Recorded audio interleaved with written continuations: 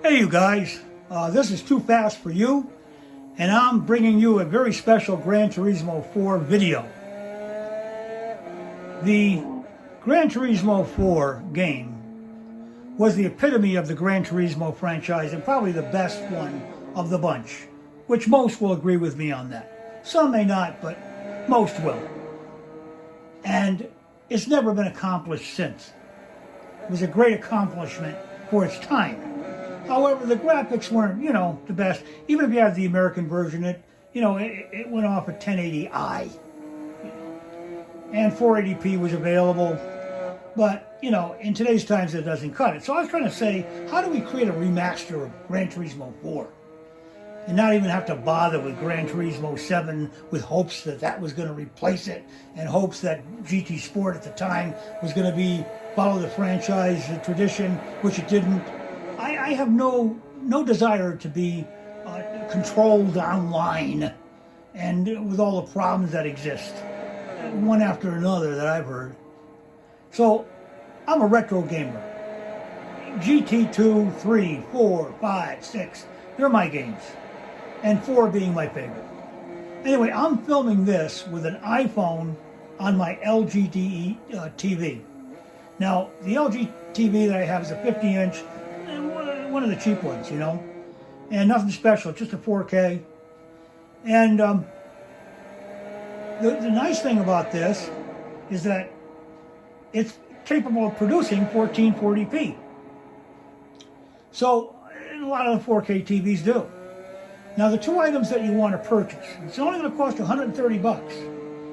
You don't need to modify anything. You don't need no retro tinks. You don't need no FrameMeister. You spend $1,000. You don't need any of that stuff. PCX, the computer. You don't need any of that. None. Just your regular PS2. I'm running right now. This is a Slim 7000-79001 series, and it's it's a Slim. That's it. And I'm not nothing modded, nothing enhanced, nothing. Anyway, you want to buy a cable called the LevelHike, which produces a 720p output. Now, with this, you want to make sure that when you get it, that you set it with a switch to 16:9. That's 16:9, don't forget that. And on the PS2, you want to set its output to RGB. Forget the YCbCr, just RGB. That's a must. And then on the game itself, GT4, you don't want to use the 1080 output, you don't want to use the 480p output, you just want to use that normal output. Don't make any switches. So use the normal output on the PS2 for GT4, or rather GT4, and use the RGB on the PS2.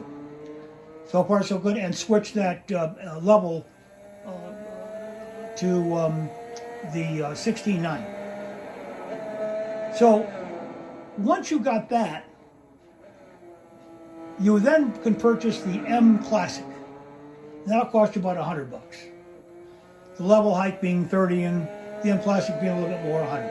It's $130. Now what that's going to do is if you plug that, and that also comes, by the way, with all the necessary wire and hard, simple plug and play, same thing. No problems, 5-minute job. Everything's needed. The only thing you need is a USB cable, all right, for the end attachment to your television. Now, with this MClassic, it's got 3 position switches. You want the middle position, which will create a green light. Not the third position, not the first position, the second position, which will create a green light. Now, on LG TVs, they have a thing called Game Optimizer. Now, the only thing I want you to do, if you have one, is switch it on. Turn it on with your settings. Don't use it, just switch it on. That'll allow the output to go from 1080p, which is not bad in itself, all the way to 1440p. You can use your regular setup, whether it be vivid, and set all your settings for color and brightness and contrast and all that kind of stuff. Set it any way that pleases you. Then you plug this MClassic into the LevelHike. And the LevelHike, of course, goes into your PS2. It comes with its own cord, and then the MClassic goes into your LevelHike, and then LevelHike, your cord that you have, your HDMI cord, goes out to the television. And that's it. And you're going to be running 1440. Now, I can give you proof of that. I'll go ahead and just do something quick here. And if you look on the left-hand corner, you will see that it's running 1440p at 16.9. There it is. So you can see that. Anyway, so again, I'll go through this. PS2, you plug in the LevelHike. You take the MClassic and plug that in to your LevelHike. Now, each one requires power. They also supply those cords, so that you just plug their little USBs into the PS2 or into your television set. I have one plugged into my PS2 and one plugged into my TV, because I have a wheel for my PS2 on the first position. And that'll give you the power you need, right? USB power. Simple stuff. So, anyway, with that said, you know, it's a terrific game, and it gives you hours of fun. I've completed the game 100% the old-fashioned way, and I got a diary to prove that in my diary. But boy, I'll tell you, I'm going to probably start all over again, because now that I'm running at 1440p, it's really a lot of fun. And I got a full garage, 1,000 cars, and yeah, it's terrific. And you know, I don't need the online stuff. Just doesn't. You know, when we used to have the lobbies, that was pretty cool. But I'll tell you, I'm sorry, but GT Sport really ruined it for me. And GT7, I've been reading a lot about it. And, you know, online, just problems, you know. And, you know, you rent your garage. They can cut you off any time. You can't steal my garage in GT4. No way. Impossible. So, that's where it's at.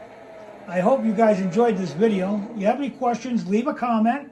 I'll approve the comment, and I'll answer you as best as possible if you're having any difficulties.